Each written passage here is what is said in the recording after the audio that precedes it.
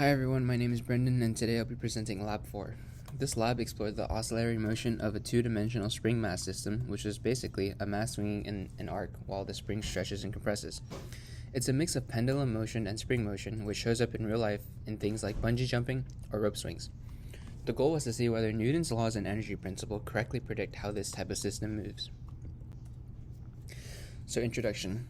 The purpose of this lab was to compare real motion that was measured by using Tracker with the computer simulation we built in GlowScript. By tracking the energy and motion over time, we wanted to see if energy was conserved, meaning no energy was gained or lost overall. This helped us connect the physics concepts of force, energy, and oscillation to real systems. Essentially, we wanted to prove that even though kinetic potential and spring energies constantly change, the total stays consistent if no external forces act. The main equations we used come from the spring force equation, Newton's second law, and the energy principle, which you can see down here.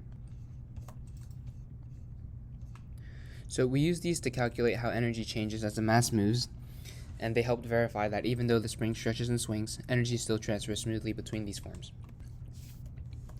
Systems and surroundings. For this system, the mass and spring were treated as one isolated system. The surroundings included Earth's gravity, which pulls downward, and the spring force, which restores the system toward equilibrium. We ignored air resistance and friction to simplify the model. That means all energy exchanges were internal. And this means that nothing left or entered the system, so total energy should ideally remain constant. Here are the initial conditions for the simulation. Mass was 0.402 kilograms. The spring's constant was 5.9 newtons per meter. The rest length was 0.123 meters. And the initial position came from the first tracker data point, and velocity came from the first two frames. We used a time step of 1/29.8 seconds to match the video frame rate. Once the mass was released from rest, it started oscillating both vertically and horizontally, creating a combined motion that we analyzed in Tracker and GlowScript. So this is my code. In the code, I adjusted parameters like the spring constant and rest length to match the experiment data. The goal was to make the simulation's motion visually and numerically similar to the Tracker data. I noticed that even small changes in these values could noticeably affect the motion pattern and energy graphs, which showed how sensitive oscillating systems can be to the parameters. So this is additional code pictures when you ran the code. And sources of error. So there are many sources of error. I only listed 3 here. So there was experimental, which could have been from the air resistance and the spring's own mass, since they were ignored, which could have caused small energy losses. Model assumptions. The real spring constant or rest length might not match the ideal values, which could affect frequency predictions. And measurement. Calibration errors in Tracker or digitizing mistakes could slightly shift amplitude or period measurements. Despite this, the data still matched the simulation fairly well, showing our model was mostly accurate. So for what if? For your model system, is the energy principle satisfied? We found that the energy principle was satisfied.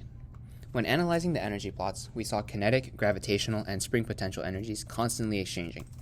When one increased, the other decreased, but their total stayed almost constant.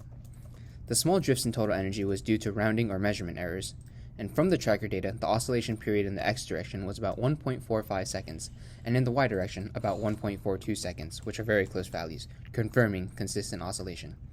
This means our simulation successfully modeled the real motion. In conclusion, this lab demonstrated how energy conservation applies even in more complex two-dimensional systems. We saw that total energy stays nearly constant, confirming the energy principle. We also learned how sensitive motion and energy are to the system's parameters, especially spring constant and initial conditions. Overall, this experiment gave great insight into how physical modeling and computational tools like Tracker and GlowScript can work together to test fundamental physics concepts. Thank you for listening to my presentation.